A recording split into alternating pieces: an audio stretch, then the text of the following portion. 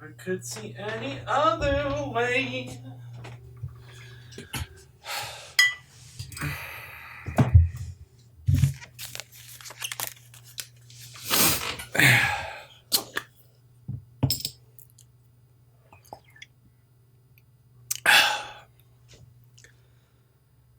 So 10 years ago, I started to make YouTube videos.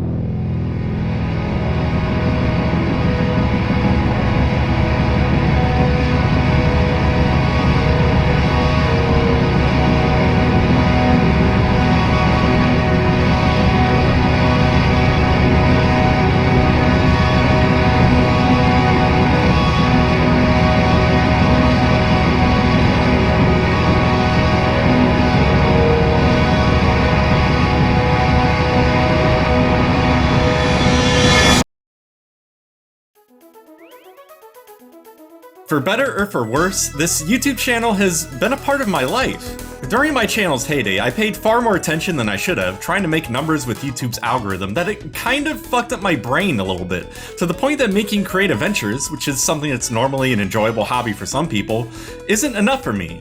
I've always wanted more. Not like Logan Paul more with his weird little Pokemon card that he wears around his neck, but like enough to be fulfilled.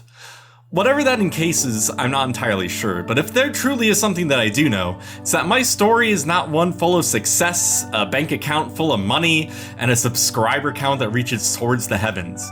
In fact, maybe I shouldn't even be making this video, as I'm obviously the most biased person in the world to be making it, because, you know, it's about me. Me. But this won't entirely be about YouTube, even though YouTube was the defining point for a major driving force that would lead me to wanting to do something more with my life. Creativity. Along with its unfortunate cousin that shows up every family get-together and ruins a good time, known as failure. Something that we'll become acquainted with very well. But to trace my tepid attempts at creative efforts, we have to go back to the start. So here is a brief synopsis of me as a person. I bet you weren't expecting this when you clicked on the first longarmsshow video since October 31st of the year of our Lord 2016, were you? The same motherfucking year Donald Trump was elected president of these United States of America? Are you ready to learn a whole bunch about a random internet person for the sake of context? Yeah! Well, let's fucking go!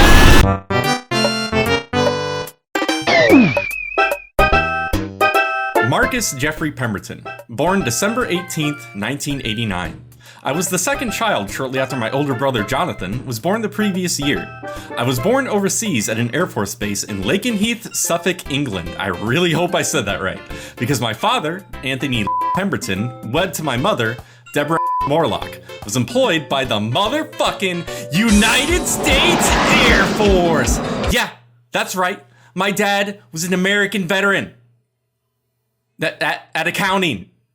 He was good with numbers, that's what he went to school for. He basically signed people's checks, okay? A few years after my father's intense Air Force service, we moved back to the States. After failing to find a job for a while, me mum, me dad, me older brother and I all moved in with me mum's parents. I should have stopped with the accent. My grandma and grandpa Morlock. My dad still hadn't really found proper employment while we were in Wisconsin, but after getting kicked out from my grandparents because, spoiler alert, my dad's a lazy asshole. Oh, shit, that's where I get it from. Eventually, he found a midnight shift job sorting mail at the United States Post Office, as we settled in the nice, quiet, peaceful town known as... Wait for a second. Is this right? Are you fucking serious? God damn it.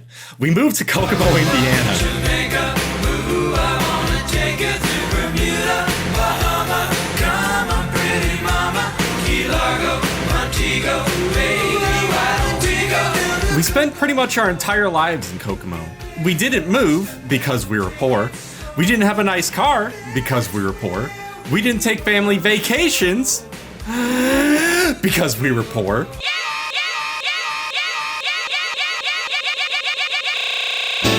Because we were poor.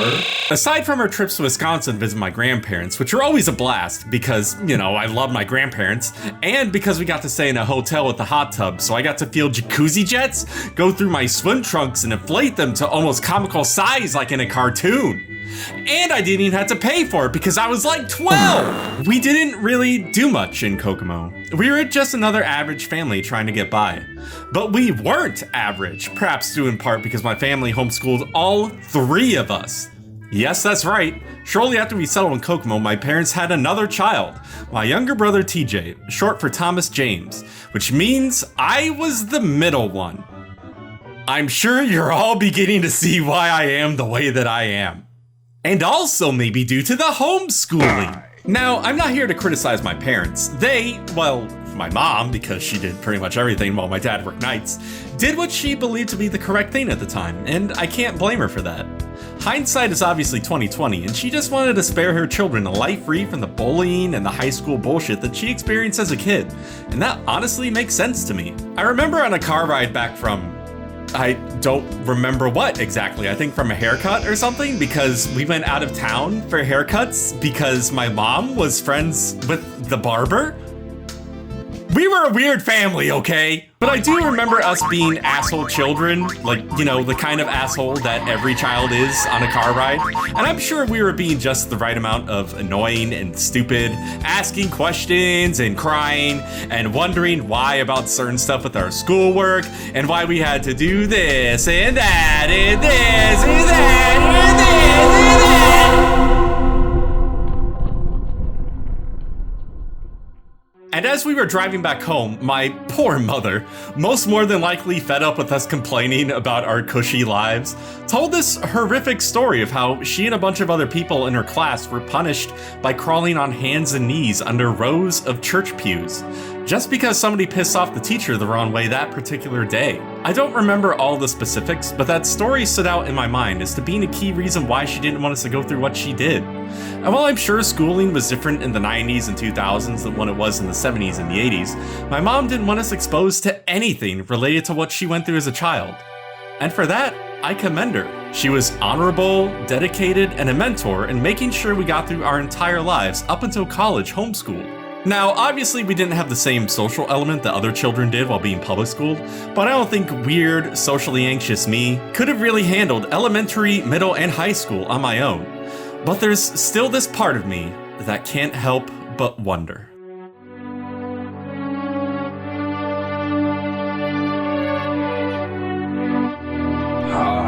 Don't look at the runtime. Don't worry about it. Don't worry about it. Now it's time to talk to you about this video's sponsor, Sucking Lemons. That's all you do. You just suck the lemon. And try not to die. Don't forget to try our brand new version for kids, the less sour and face puckering edition. The lemon that's less sour for more of your money, power. You know, for kids. Just enter the code 666 Elon Musk is a devil 666 at checkout, and you'll get 12 whole lemons free.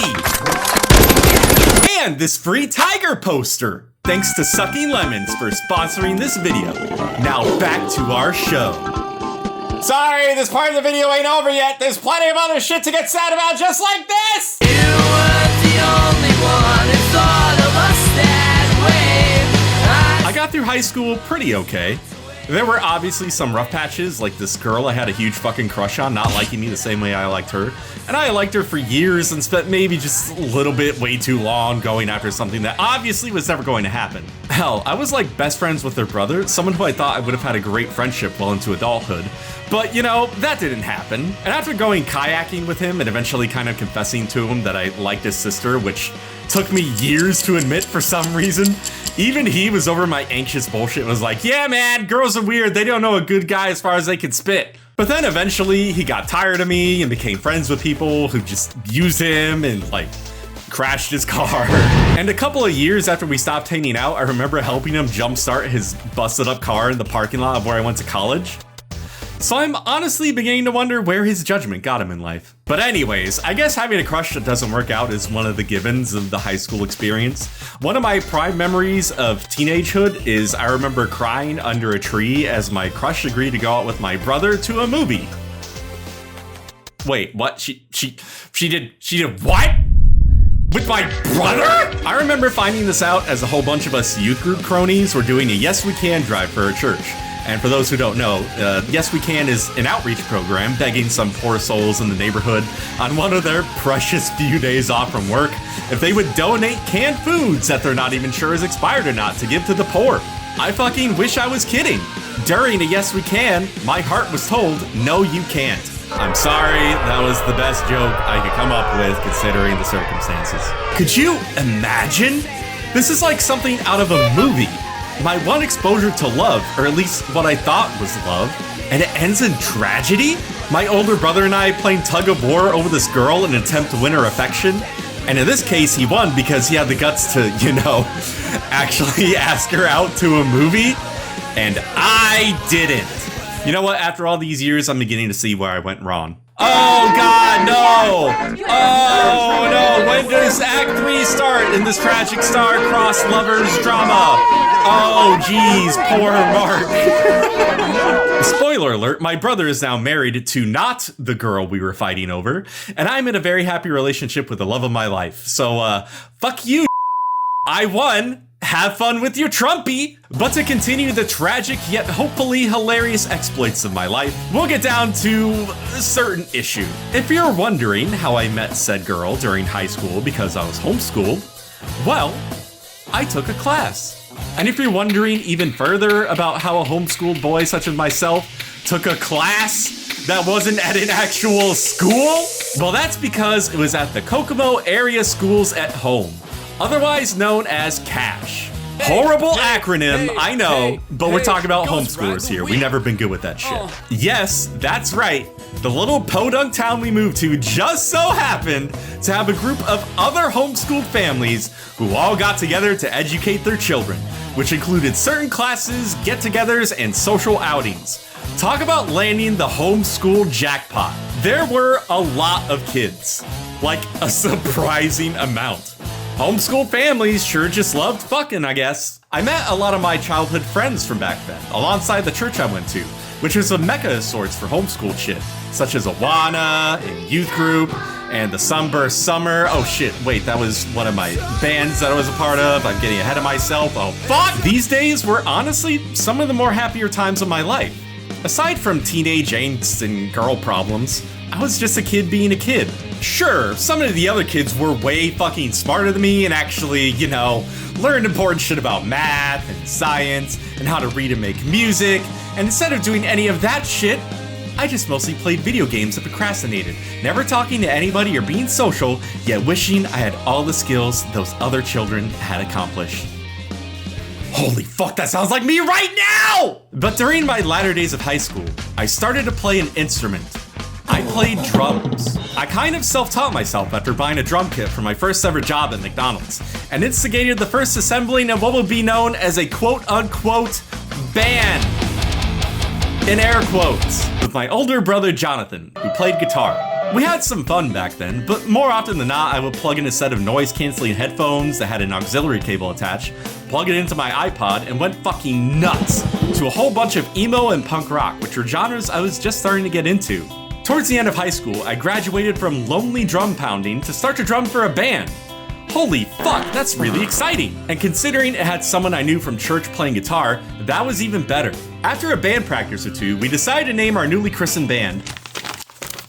Wait, what? Dude, are you fucking serious? What the fuck were you thinking?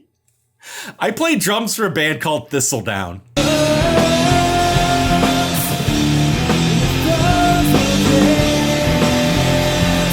Now, don't let the name have you click off this video. I fucking loved drumming for them. Now, hindsight tells me that I'm pretty sure we had way more band practices than shows. But that band forged friendships, which have since dropped off for a variety of reasons. Mostly because I'm a loner, anxious asshole who's used to being alone who doesn't keep up with people. But besides my failures as a person to maintain friendships, I had so much fun with the band. But after graduating high school from being homeschooled, saying goodbye to my family, the band, and Kokomo in general, after 18 long years, I went to college!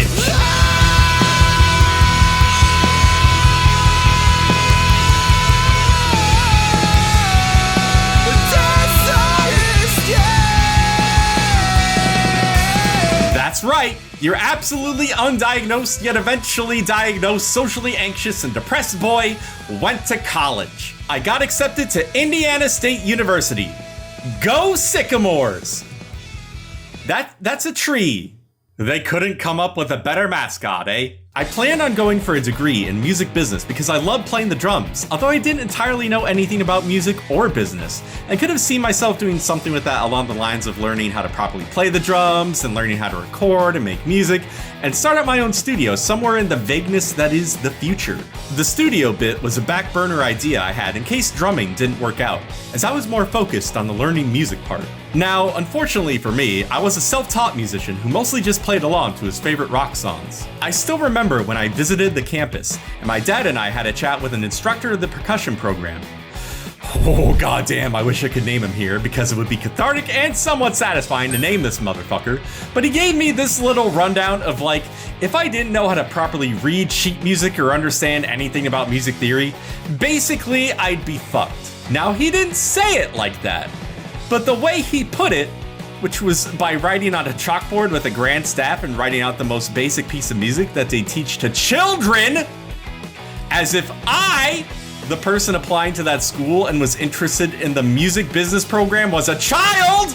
This motherfucker wrote out on the staff, "Every good boy does fine."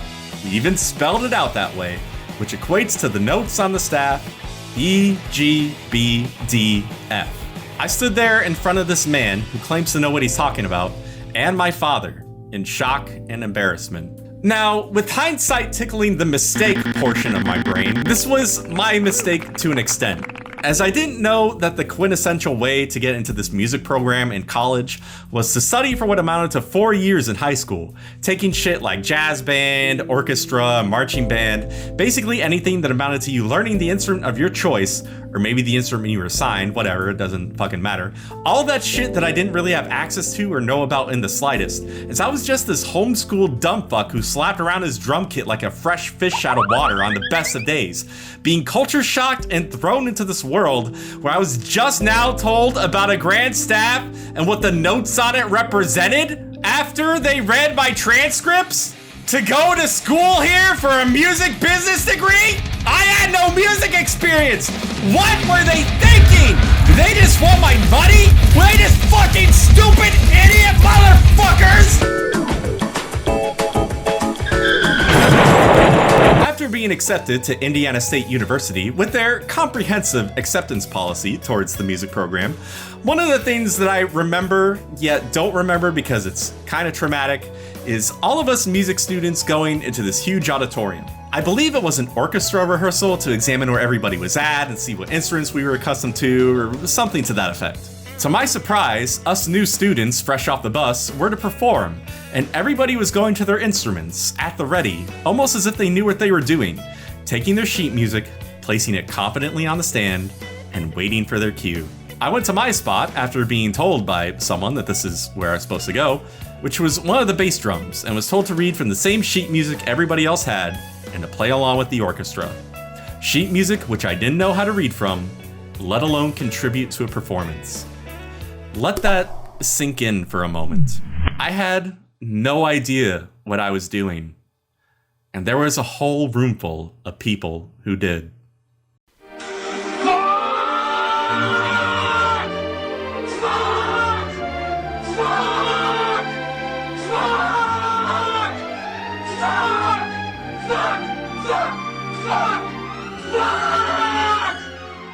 I don't remember much about that night. The only thing I can really remember is this overwhelming feeling of embarrassment and disgust at myself. I wanted so badly to contribute. I was just banging at this drum when I thought I was supposed to, when it turned out I sure as hell wasn't.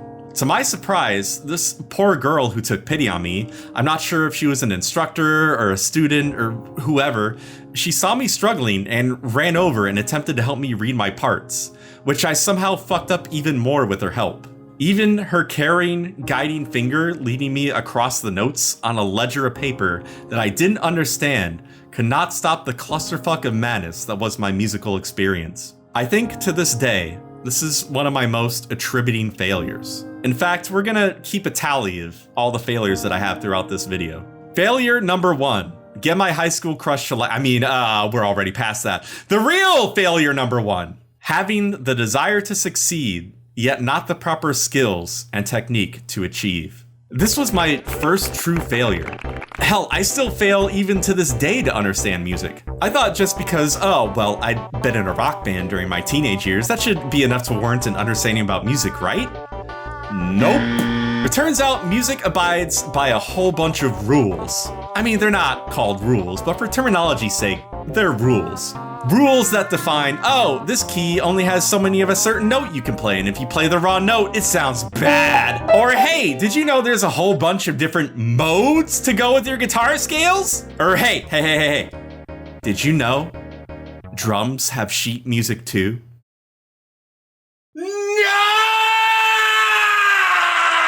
So, needless to say, I only did a semester of music business at Indiana State University. It was embarrassing, a waste of time, money, and an overall failure. But luckily for me, failure just so happens to be my middle name. Marcus, fail-free Pemberton.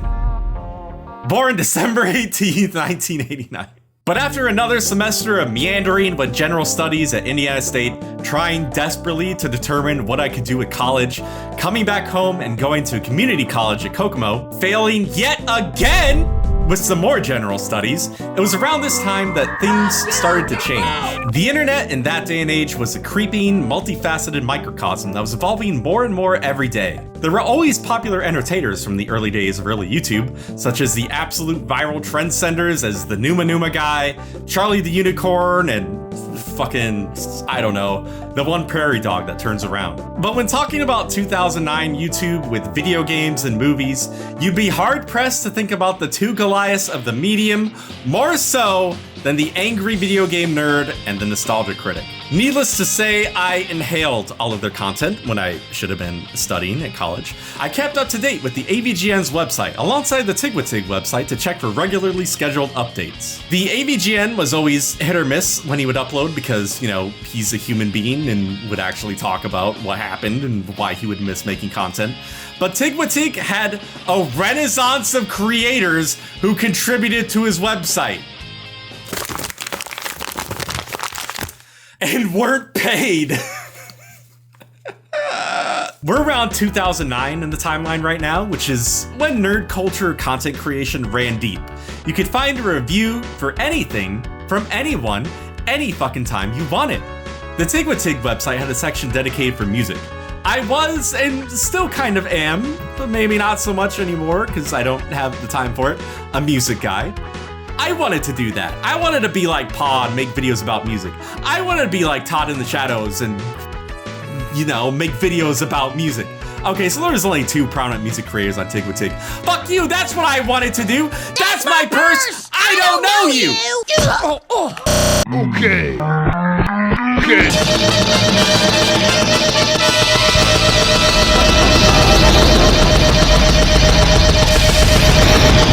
I wanted to know how to make internet videos, which is what we would know today as content creation. There is something similar that Indiana University of Kokomo, the community college I was attending after my embarrassing tenure at ISU, were offering for a degree. I don't exactly remember what it was called. It was like media art something.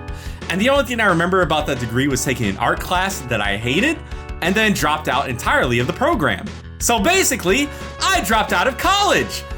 Again! Without much hope to continue with what everyone else in my family had done, I got a job at Pizza Hut during the summer of 2009, hated that job so much so that it had an effect on my mental health, quit, and pretty much immediately went back to college with no plans on what I was going to do. But there was a passion there, a passion that still lives on to this day, which takes the form of a certain YouTube video, inspired by many of the creators from That Guy with the Glasses, particularly Pa, as he was the head music guy for the site. I wanted to do something similar to him, so for the first time in my life, I made a YouTube video.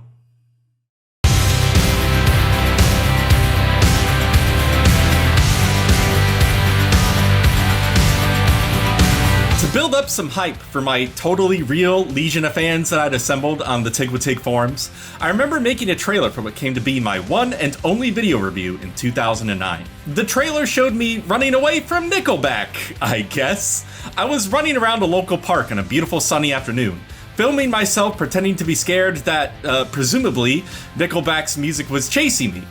As if that could possibly be scary on a beautiful sunny afternoon. I do like this bit here where I came up to a road and looked both ways before I proceeded while pretending to be scared. That's actually pretty clever there, Passmark. I was still working at Pizza Hut at the time and was using my parents' old DV tape camcorder to film. I didn't have a microphone, so I just used the onboard mic on the camera to record anything off screen. I did have a laptop, but only had access to Windows Movie Maker, which I had no fucking idea how to use. But after some time mucking about, I got the trailer done and published it. A little later on, I found out a certain time when everyone in my house would be gone so I could film the Nickelback video. Because back then I was a scared little boy and didn't want anyone hearing me making videos when I was younger and like talking to myself and shit. Which I would eventually get over as I now feel as free as a bird, screaming as loud as I want, whenever I want, which is something that was alleviated with YouTube videos as I just started to not give a fuck if my family heard me talking to myself. I've only ever showed this to a couple of people. I may have shared it on Twitter or something, I don't fucking remember. I know I showed a couple of my YouTube friends from back in the day, but my first ever video is atrocious. Like, you can plainly see how atrocious it is just by looking at the window over my shoulder. It's so bright! Oh my god, did Jesus come back to town while I was filming this? I didn't know anything about lighting back then. I guess you could say my first video is a quote-unquote fucking huge air quotes there, review of Nickelback's 2008 album Dark Horse. Throughout the running time of the video, I don't talk about a single song. Not one. I just speak in general terms and make a reference to the Nostalgia Critic. This is easily something you could point to and say it was a feeling out period for me creatively. Hell, you could point to this and say that I was blatantly ripping off people, and you'd be right. I wanted to be accepted so bad, I copy-pasted what I wanted to become. This album review and a few Let's Plays of a video game known as The Colonel's Bequest were all that I made in an attempt of joining up with a video collaborative group known as GRU. GRU? I really hope I'm not having a fever dream right now, because someone in the group chat of that potential team of content creators legit mentioned that and thought it would make for a great name for a group of content creators fiercely led by the charismatic Necrocritic? Hello, I'm the Necrocritic, and today I'd like to discuss something very important. All that and a handful of videos where I made 5-second reviews for a few different albums I liked at the time were, once again, similar to what the NC was doing, and was all I was able to churn out during this insignificant period of content creation. I tried posting my videos and some written reviews of some albums on the Tig forums, but to no avail. I remember being disappointed after applying to join the site as a featured creator, but never really received an answer. My one big shot and I felt like I blew it. I just wanted to be accepted and acknowledged amidst an army of other people who wanted the same thing. So this led to failure number 2. Well, I guess technically number 3, because I sucked at college so fucking hard. So failure number 3 is having the desire to succeed, yet not the proper skills and technique to achieve. Hey, wait a minute! But after this initial failure with making videos and finally deciding on what I wanted to do with college, which was eventually criminal justice, things started to settle in and I kept on with life. Hell, I even got a part-time job at my local Target and saved up some money. Double hell, I even graduated from college. Triple hell, I haven't used my degree at all, so in actuality, it was a total waste of time and money. But hey, my mom paid off my debt with money from the divorce from my dad, so everything's fine now. Whee! Stop. Hammer time. Everything's not fine. Because around 2013, a year before I was on schedule to graduate, the itch to create beckoned yet again. Now, obviously for my failure with Tig, I wanted to ensure that I had the most cutting-edge technology available to me. So, instead of pirating it, like, you know, a normal person would do, my community college offered the Adobe Suite to me for free, just because I was a student. I wasn't even in the field of media production. This must have been back before Adobe wanted all the money from everybody for no reason at all. Holy fucking shit, why did I see that the fucking first time I tried going to the field of media art bullshit or whatever it was called? I would have had to use Windows Movie Maker while making that fucking Nickelback review.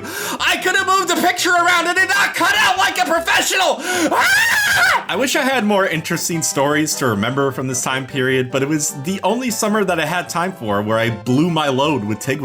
I made a lot of pizzas, made a few shitty videos, and then went straight back to college. Nothing interesting or surprising really happened to me during this time period.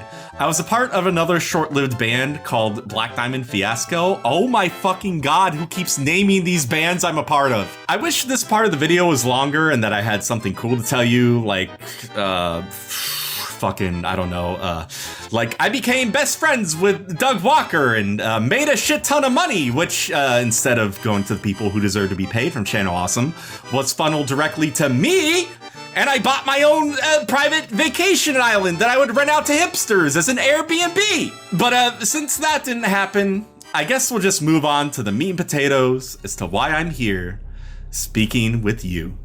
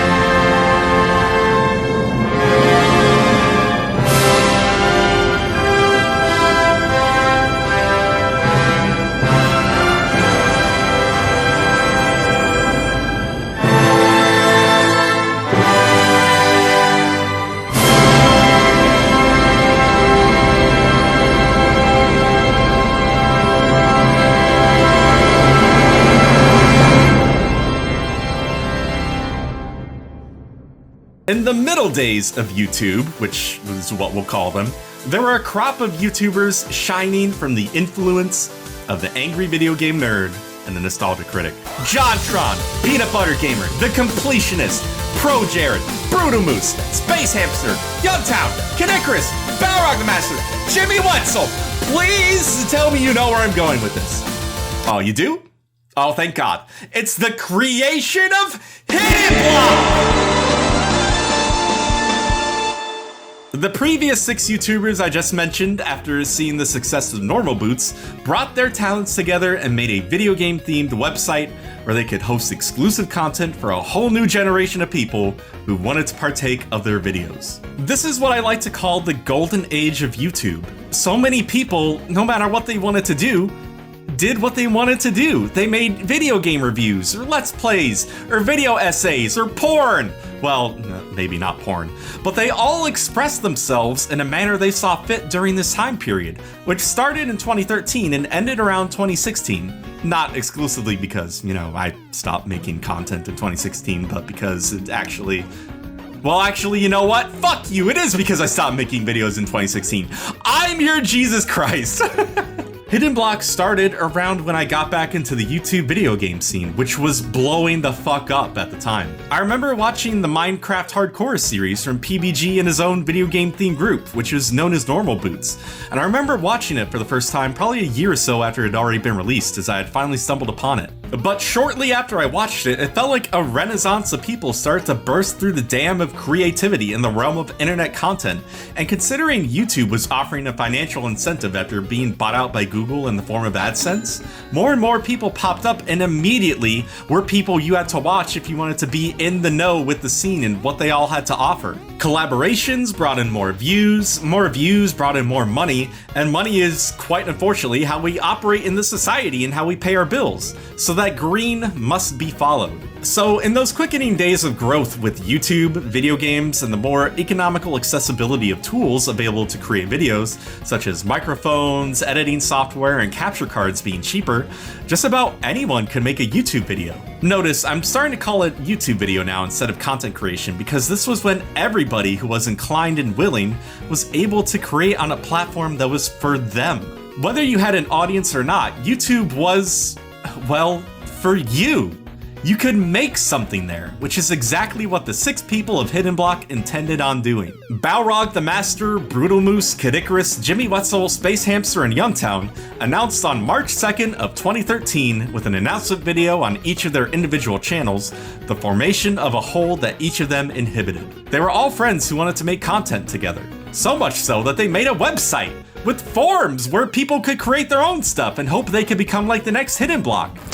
Editor's note, coincidentally, I wrote this in early March of 2023, and I'm aiming for a launch date of this video on July 2nd of this year, which would be the 10-year anniversary of my YouTube channel. I wanted to make a documentary about my own shit for a comeback video, but I did not anticipate writing it around the same time Hidden Block started to exist. Time truly does fuck us all over in the end, eh? Now, what I do specifically remember from this time period is a live stream of Luke and Ian hanging out at Ian's apartment playing like NBA Jam and other stuff right around their announcement date. I have no video of this, nor can I find it anywhere, but I do have what appears to be a pre-Hidden Block live stream of most of the members of said group on Valentine's Day 2013, a few weeks before their big announcement. It's a pretty fun live stream, so if you're interested in it, here's Balrog jumping over a chair.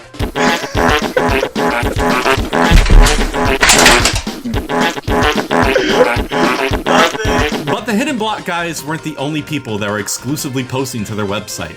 On their webpage, they had this artifact of an online society known as the Hidden Block Forums.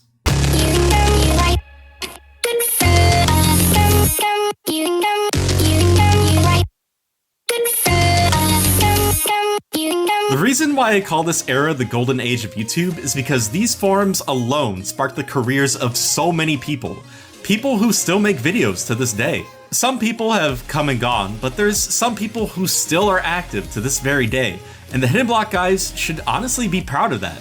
Because if it weren't for them, a lot of these people wouldn't have had a place to call home where they could feel free to post their videos, receive feedback, and improve for their next creation. I could list so many people who I've known or seen or remember from the forums that have made YouTube videos.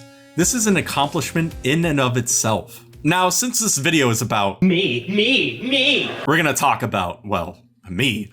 I'm trying so hard not to be a self-centered asshole here, I promise. The first video I made for my brand spanking new YouTube channel inspired by the Hidden Block crew, which I decidedly named longarmsshow because I have long arms and the username longarms was already taken, so I had to add a generic little ditty at the end. I'm more creative than this, I promise. The first video I released was an outtakes video of live action shots from my actual first video, a game review on the Super Nintendo licensed game of The Incredible Crash Dummies.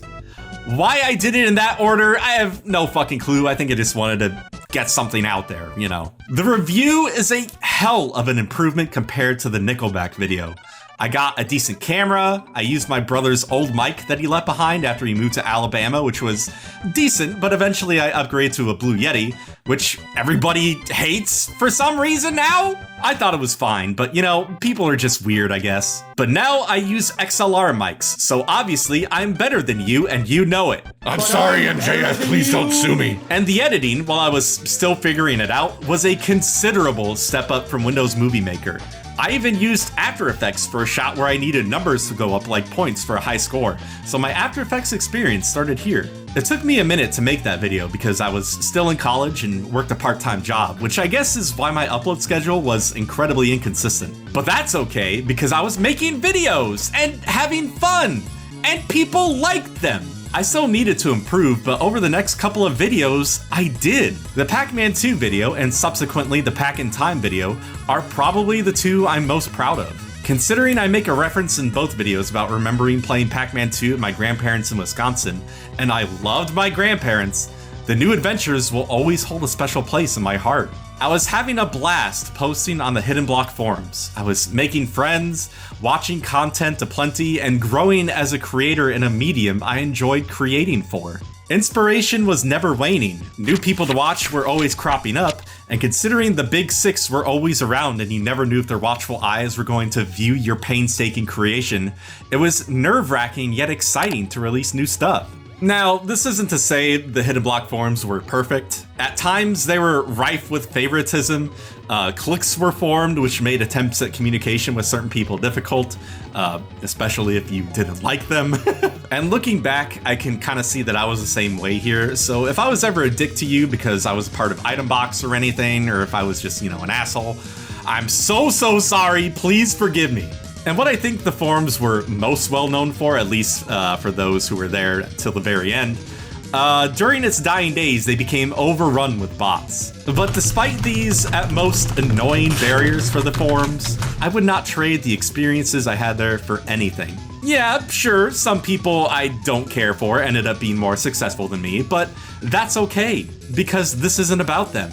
And they can't hurt me, or my son, or my son's son, or my son's son's son anymore. The only thing that could hurt me was something drastic and life-changing. And it turns out, that's exactly what happened.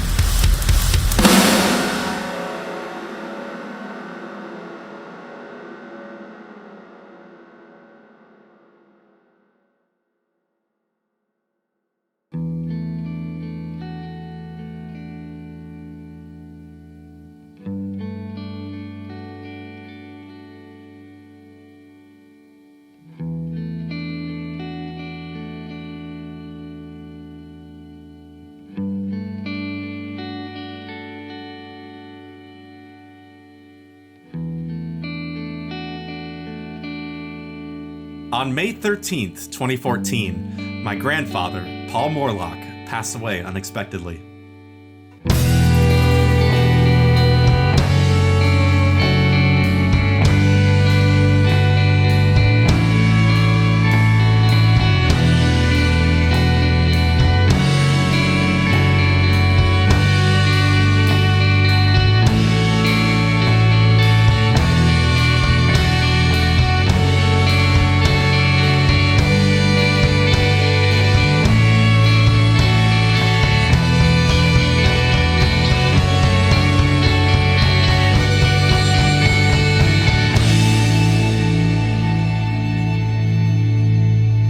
I remember he was in the hospital for a while, but apparently he was recovering and doing better.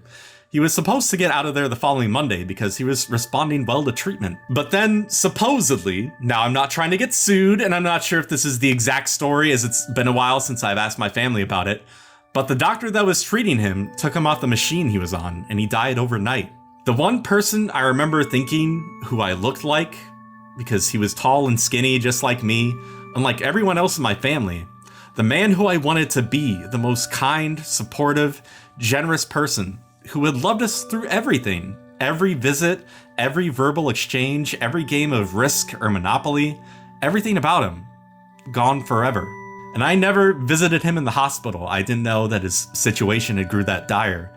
I kind of just stopped visiting as I grew older, only really over Christmas and other holidays, or the spare occasion when I would go to church, but that's it. I don't even remember the last time I saw him or spoke to him. I suppose this is why, when I named my band The New Adventures, it was to keep his spirit alive, taking a part of the game I love so much that I remember playing every time we visited their home as a child. That way, hopefully, I can make up for my mistake of never being with him during his last moments. My morning was not the best. It came in waves. I think I was lying to myself as I kept on with YouTube, making videos, posting on the forums. I suppose I was coping by working. Losing myself in what was supposed to be a hobby became personal. I attached my grief at the end of the Pack in Time video, and I pay my respects towards my grandfather at the end of it. Maybe not the healthiest thing in the world to do, but I did it. I'm not sure if that was a good thing or a bad thing. It still hurts. There's a wound there that I'm not sure will ever heal, with the salt being poured into it knowing that I didn't take the time to do anything. The same thing with my grandma Morlock, who died in 2018 from a certain form of cancer, who, unlike my grandfather, didn't suffer which kinda helped in a way. She just passed away without any pain. And then there was also my friend, Dylan Kirk, who I played drums with during my college days at Indiana State in the band Through Troubled Waters. He died unexpectedly due to a heart condition he had his whole life. I didn't go to their funerals. I'm a selfish, small, insignificant man. I may be traumatized by going to my grandfather's funeral and seeing his frozen body laying in a coffin that he shouldn't have been in. I'm not sure that I could ever do that again, but I should have. For them. For my family and my friend. And then a few years later, my cat Scarlett died in early 2020. She was, without a doubt, just perfect. She was perfect, and she also reminded me of myself. She was alone a lot most of her life, always hiding, scared from our cat Max. So she was used to being alone. Until one day I just kind of forced her up into my room because I was just so tired of seeing her being all alone by herself. I wanted her to be happy instead of scared, so I brought her with me upstairs to my room where we were best buds. I cleaned out her litter every day, made sure she had plenty of food and water, and pet her whenever she climbed up on my desk or sat on my lap.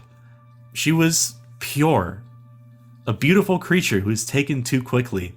I didn't have the money to save her when I took her to the vet, nor was I with her when she was put down. I failed to keep her alive.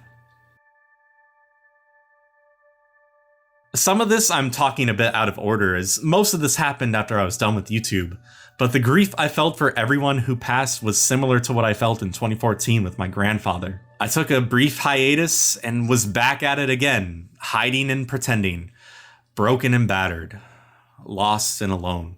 I can remember kind of alluding to this in my Pack in Time video, wondering if anybody would really notice, talking about how I was going crazy. But then I cut to a joke, so everything's fine.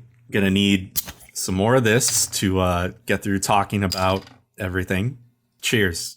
To bring the energy back to not as much of a downer, let's go back a bit.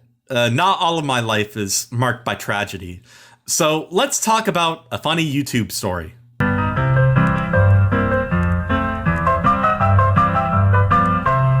Oh wait, I can't remember any. To get back on subject, even though I was sad and grief-stricken for the rest of my YouTube career, I had this strict desire to entertain. I watched videos from people I admired and also my friends to keep the inspiration alive. I learned to craft jokes, learned to write and structure a script, learned cool editing techniques, all in an attempt to make people laugh. One of my favorite bits is probably when I tried to explain the plot in Sniper 2. If you haven't watched that video, you're more than welcome to. I think it's pretty alright. Which is to say, most of my stuff holds up pretty decently, at least I think it does. Not to toot my own horn, but beep motherfucking beep! I always upheld myself for trying to make the best quality stuff out there, or at least to a standard of other YouTubers I had seen. I learned so much shit about After Effects that I have since forgotten and wished I had retained that knowledge. But that's fine, because I'll refigure this shit out as I go.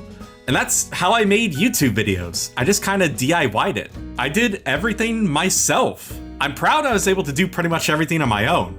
I did feature some guests on my channel from time to time who did their own work, but just about everything except for the branding and my old theme song. I'm sure there's gonna be something else here that I forget and someone's going to mention it, so if I forget you, I'm so sorry, please reach out and I'll credit you. But the production of my videos were all me. That was something I took so much pride in. I didn't have to rely on others to get ahead.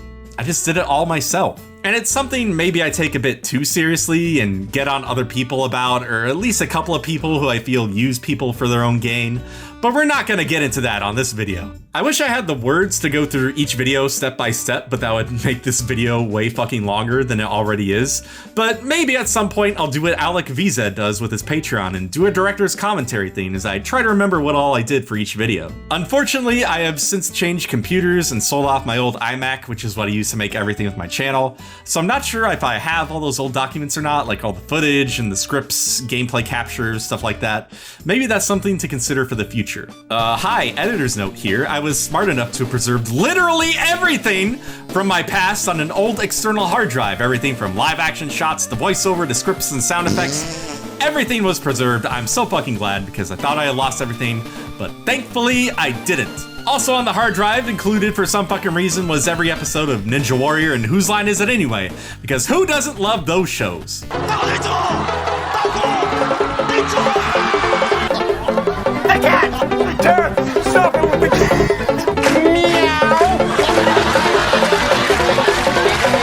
Speaking of the future, let's talk about the past. I still have a little bit I need to get out before we get to what's going on right now. October 31st, 2016 was the last video I made for this channel. It was the second of what was supposed to be a running series for my channel. I was gonna make a review of a different Scooby-Doo game for every Halloween. Starting in 2015 with Scooby-Doo Mystery for the Super Nintendo and the Sega Genesis, I made the follow-up the next year with Scooby-Doo Classic Creep Capers for the Nintendo 64. Making this video, my mental health was starting to take a turn. During the summer of 2016, I remember going to my friend Tyler's place. Yes, that's right, the famous Tyler as in Happy Mask Gamer. A brief aside, did you know the couple's mask gets you a heart piece? Because Tyler's audience sure wanted to make sure that he knew that! Modern Baseball's third album, Holy Ghosts, had just come out. I remember crying as I listened to Just Another Face on the way to record some episodes for our Let's Play channel, Sauce & Bros. Tyler and I also saw Brand New in October 2016, shortly before I released the Scooby-Doo video. I was supposed to stay for the weekend to record more videos, but I left the following day because I was just so depressed. Clearly, I was not okay, yet there I was, the entertainer, the comedian, the man who hid everything because he was a middle child and hated asking for help, asking for assistance with his content, asking for anything. I still hate asking people for stuff. That's just how I've been my whole life. But finally, I just couldn't take it anymore. I just kind of broke. I remember trying to write a script after the Scooby-Doo video, and I just hated it. I don't even remember what game it was about, but I just knew that I hated it. The way I wrote the script, the way I wrote the jokes, the way I tried to keep the facade going. Hate. I hated YouTube. I hated music. I hated everything that I had done. I hated my life. I hated my dad for ruining my family. I hated myself for not being able to hide everything just like my family did. I hated everything!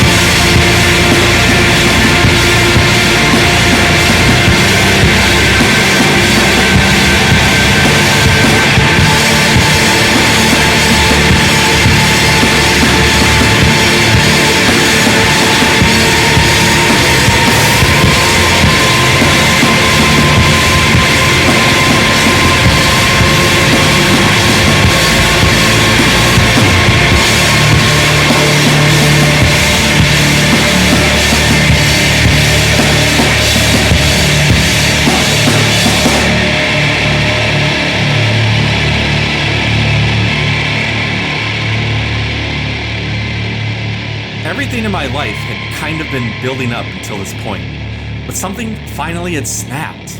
The part of my brain that contained all this depression and anxiety couldn't hold it in anymore. It manifested itself in drinking and self-contempt, till not even another drop of beer could stop the floodgates of emotional turmoil. Everything I had been through presented itself in the ugliest way. Everyone and everything I loved had died. Past love acquiesced to nothingness. A love of creating failing so hard that everything I had done manifested to nothing and seemed pointless. And amidst all of this, I had recently discovered that my father had been cheating on my mother for most of my life, and they finally got divorced, which was yet another facade to contain the middle child who never asked for anything, who never wanted people to help him. At this momentous occasion in his life, finally let out a lifeline and asked for help.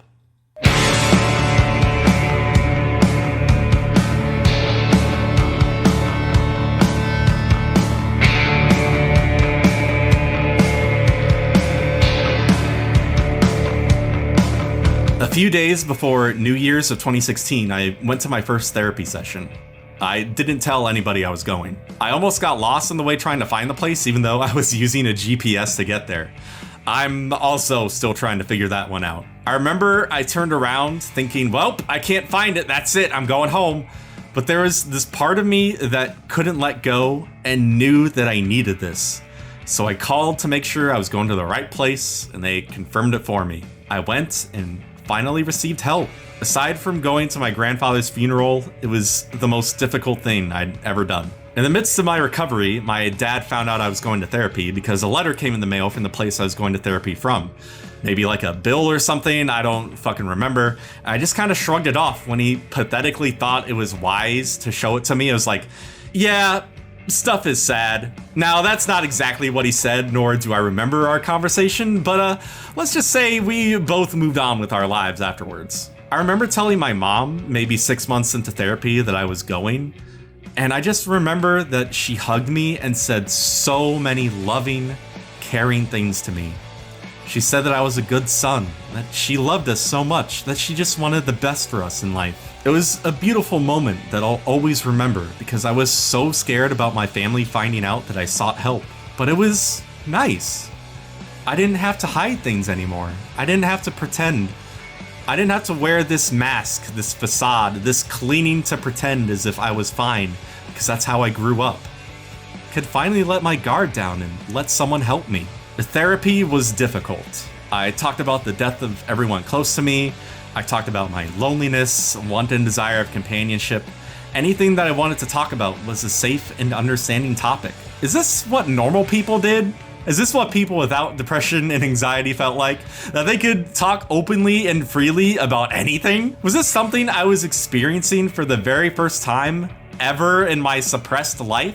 I honestly think that it was. Therapy lasted about a year. I got on medication, which I'll be taking for the rest of my life to treat my depression and anxiety, and even met weekly with a caseworker to help with my social anxiety. That was maybe the one thing that I'm not sure that really worked, but I gave it the old college try. I think it worked at the time, but I still have trouble socializing and making friends. Conversation absolutely isn't my strong point. I see people talk to each other all the time, and I still wonder how they do it. But other than that, therapy was good. I remember my therapist noting on my growth and saying she wished every patient she had was like me. Maybe it's because I wanted so desperately to get better, but a lot of my issues were maybe not solved, as there's still grief and sadness in my life, but it's more manageable. I'm allowed to express myself, and it's not a bad thing anymore. There's still times where it's hard to express myself and put into words what I want. Kina would probably tell you that. But I know there's also times when I can do it and it'll be okay. I'm able to express my emotions and feel fine saying how I feel. This was truly a breakthrough in my life and is what I needed so much. I could probably still use some therapy just for some lingering issues, but nothing like how I used to feel. For the first time in my life, I had succeeded in something. In the wise words of the prophets Blink-182, I guess this is growing up.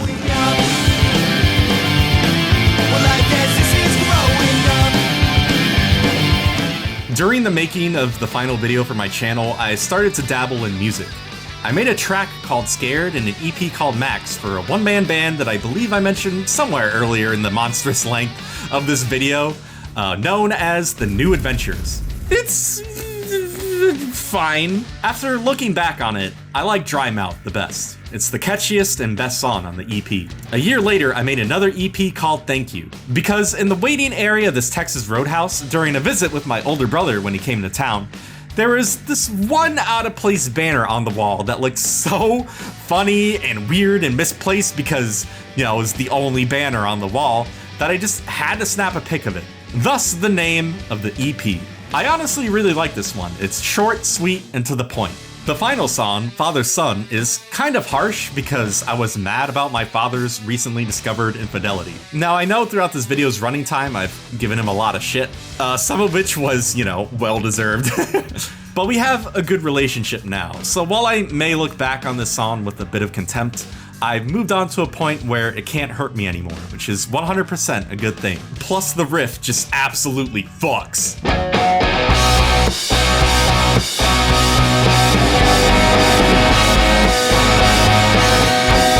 Which brings us to my debut full-length album. although it clocks in under half an hour, so I guess technically it's not a full length, but there's Joyce Manor albums that clock in at way less time, so whatever, music is fake, just deal with it. I released Morlock to the world, dealing with death and depression, failure and self-hate, love and loss, the Autobots and the Decepticons, the Maximals and the Predacons, the Evas and the Angels. Okay, well, maybe not those last three. This is maybe the best thing I've ever made. It's not perfect, as I'm not a good mixer and some of the timing is a bit off, but in the sense of a cohesive whole, it's good, at least in my biased opinion. It tells a story that I was able to bring together myself, but yet I still failed. Everything musically I did failed. I never received exposure, mostly because I hate selling myself on people and won't bother posting my shit on places where it could gain attention. So whenever I make something, it just sort of exists. That isn't to say that I didn't try with my YouTube channel, such as posting on the Hidden Block forums and such, but after a while, trying to promote what I wanted felt fake and capitalistic. With my music, I was very much a Rosenstocker and made everything free and said to hell with advertising. I'm not a fucking car salesman, this is art. People should be able to enjoy it without any money attached. Speaking of Rosenstock, Jeff, he's also the reason why I've made all my shit free and will always be free. I've had ambitions for a second album, tentatively named Scarlet, dealing with her death and my life since Morlock, because a lot has happened since then. But I've hit a bit of a writer's block. Musically, to be honest, I'm just not sure if I'm competent enough to make what I want. I'm 33 years old and feel like I need to take Music Theory 101 and Guitar 101, because I feel sloppy and like I didn't learn how to do anything correctly. I still want to try to make music and have had a few songs that I've fiddled around with, so keep an eye out in the year 2033 when I'll finally be able to release my second album. Oh god, I hope that's not when it actually releases. And with that, we're up to date. But after like a decade of trying to be like online content creator number 46,853, with ambitions of gaining a sub count that could reach to the heavens, with a linked Twitter account talking about every little thought that would come to my pea-sized brain, alongside some other social media that's available to work my way up the internet ladder, I'm content to finally relax. My current ambitions are to love my girlfriend as best as I can and hopefully have a kid or two, buy a house, get married, pay off my car and house as soon as possible, and hopefully save as much money as possible to retire as early as I can, because working sucks and I hate it. And my creative goals are to make another album and to maybe possibly, who the fuck nosingly, revive my YouTube channel with the production of this video. And with all that being said, with all the sad and the despair and the grief that I've talked about in this video, I'm not making this to pity bait anyone. I've already worked through a lot of my stuff in therapy. I'm making this to give people an idea of why I stopped making YouTube videos for 7 years. Please, if you have any intention of clicking on that subscribe button to follow me in my creative ventures, don't do it because I've tugged at your heartstrings. Do it because I've earned it. I hate selling myself on people to, make it all about the brand, or subscribe to my channel, or my Patreon, or give me money because I tell you to. That's not my bag, baby. Oh, fuck, wait, that's my purse. That's my purse, Bobby! There are other people who have no problem asking for that, and I suppose that that's fine and that's their prerogative. But that's not me. I'll never tell you what to do, because even though this whole video has supposedly been about myself, it has another subject involved. This video is about you. I know I'm treading on ground that's already been covered by people far more eloquent than myself, but this whole song and dance is about you. I'm just a vessel to hopefully take away anything you might be feeling for however fucking long this video turns out to be. And you chose to give me your attention when you could have gone elsewhere. Technically, at this point, you still can leave, but then I'll be able to check in on the analytics and find the people left at this exact spot on the video, be like, oh my god, they all left! Hell, I was gone for 7 years, and from what I can tell, you're still here, and you've been doing just fine. You didn't need me. You don't need any of us YouTubers out here on the internet telling you how you should feel or what you should do, myself included. In this massive world of entertainers scratching and clawing their way towards megastardom and just absorbing everything in their path, maybe it's kind of stupid for someone with 1.3k subs to be saying this to what will supposedly be a marginal audience, but I don't care whether 10 people hear this or 10,000. I'm not saying this to pander or manipulate anybody or hope that this gains me anything. In fact, I would probably fucking hate that it did. Because the reason I'm doing this, in a weird roundabout way, is not only to tell my story, but to hope beyond hope in anything and everything that I do, that it can relate to at least one other person. You. Thank you, good night, I hope you're happy.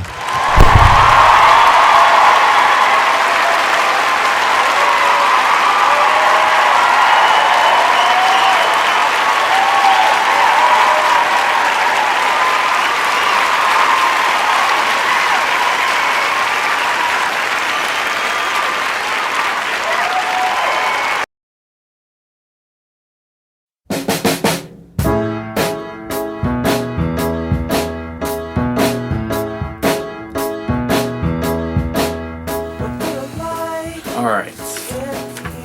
Yes. Let's try this. I don't know. Gonna take some takes, I guess.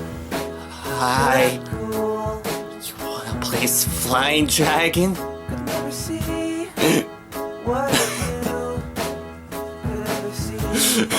Once again, I present to you another game from my childhood, and I forget my lines.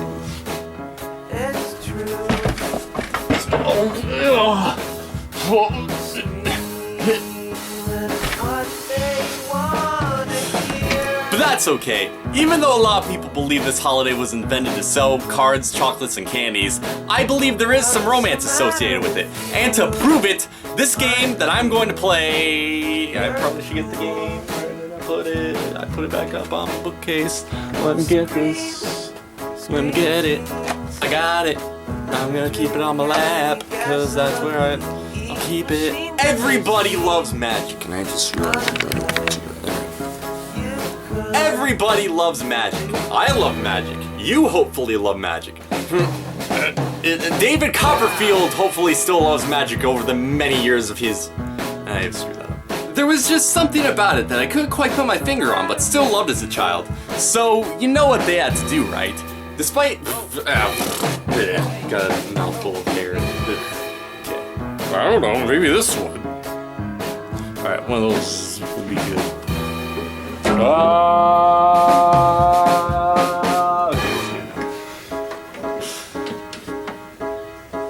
Be good. You know, I didn't just grow up playing consoles when I was a kid.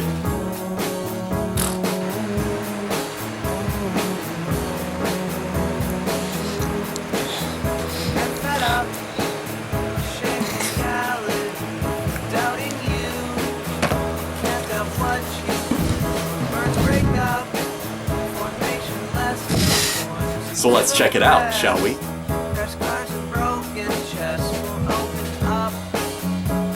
That was really good.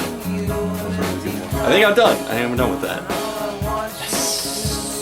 So that's one of the hard ones it's done. I think the hardest one is going to be the one at the very end.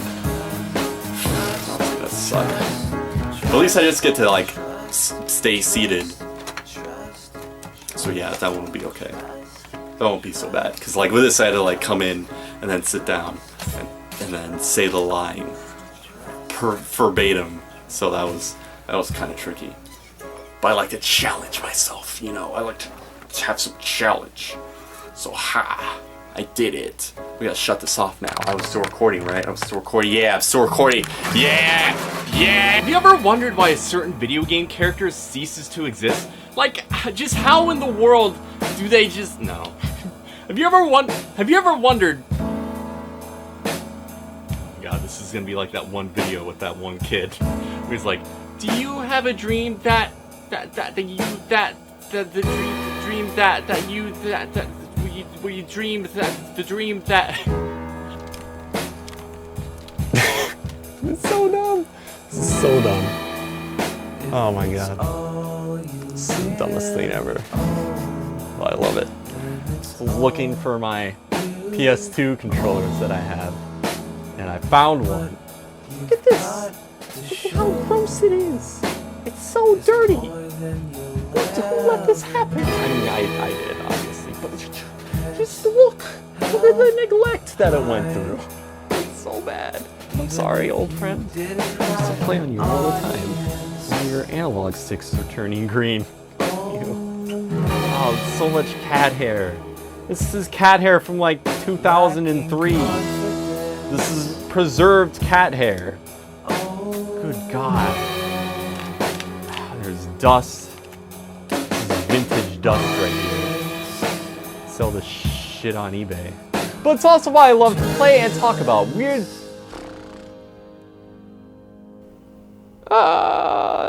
message me. Look at this. Look, you see that? It's really blurry.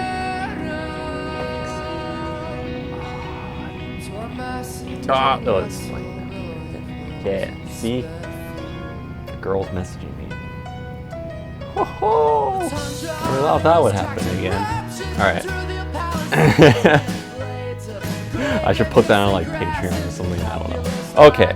I was so frightened as my grip on you tight. Your skin got slicker. I'm a deserted bus depot. The walk road suggested an American hazy sea like the one I found inside after driving you home once. Still high.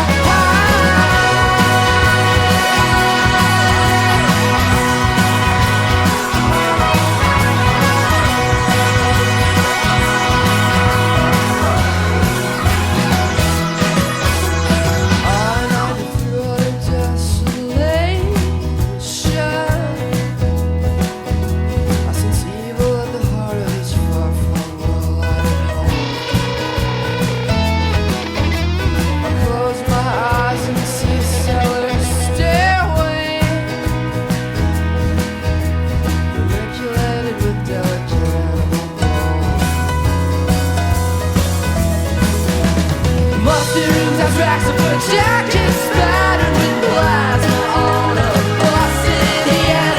Called you and screamed of a ceaseless pattern of creeping